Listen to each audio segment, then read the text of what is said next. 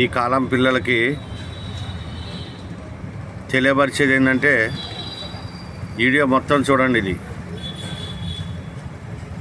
మీరు ఎంతో గొప్పవాళ్ళని అనుకుంటారు, కానీ మిమ్మల్ని కన్న తల్లిదండ్రులు గొప్పవాళ్ళని చెప్పేసి మీరు గుర్తించకపోవటం మీ మూర్ఖెత్తనం అని. ఇవాళ కాలేజీలు, డిగ్రీలు, ఇంటర్వ్యూ చేస్తున్నామని ఎంతో గర్వంగా ఫీల్ అవుతారు మీరు.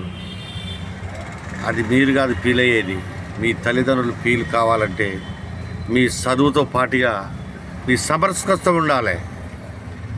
మీ సమరస్కృతం లేనప్పుడు మీరు ఏది చదివినా అది పటాపంచలైపోతుంది, అంటే వేస్ట్, అది పనికిరాని విషయం. అది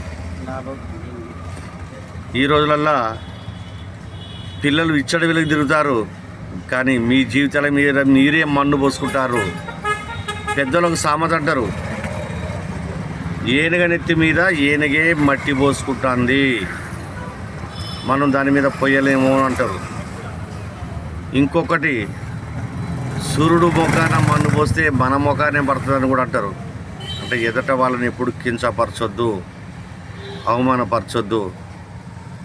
పిల్లలు ఎంత అదుపులో, ఎంత భయభక్తిలో, ఎంత మంచితనంలో తిరుగుతారో దేవుడు మీకు అన్ని దీవెనలు ఇస్తారు.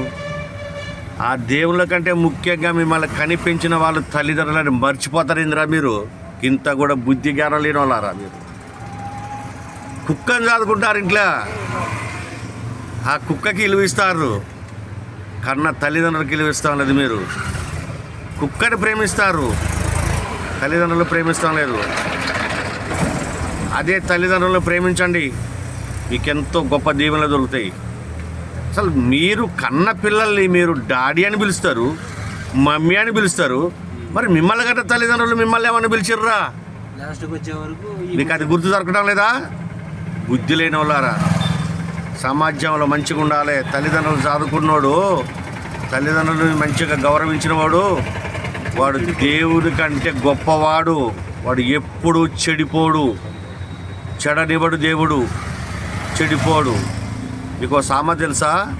పడ్డవాడు చెడ్డవాడు కాదంట, చెడిపోయిన వాడు పడడంట. కానీ మీరు చెడిపోకుండా ఉండాలని నా యొక్క ఆత్మీయ ప్రేమతోనే మీకు వీడియో పెట్టిన. ఇది మొత్తం చూడండి, అందరికీ షేర్ చేయండి. నాకు లైకులు చేయకపోయినా పర్వాలేదు, మీరు నాకు అటువంటి గొప్పదనాలు నాకు వద్దు. Very good.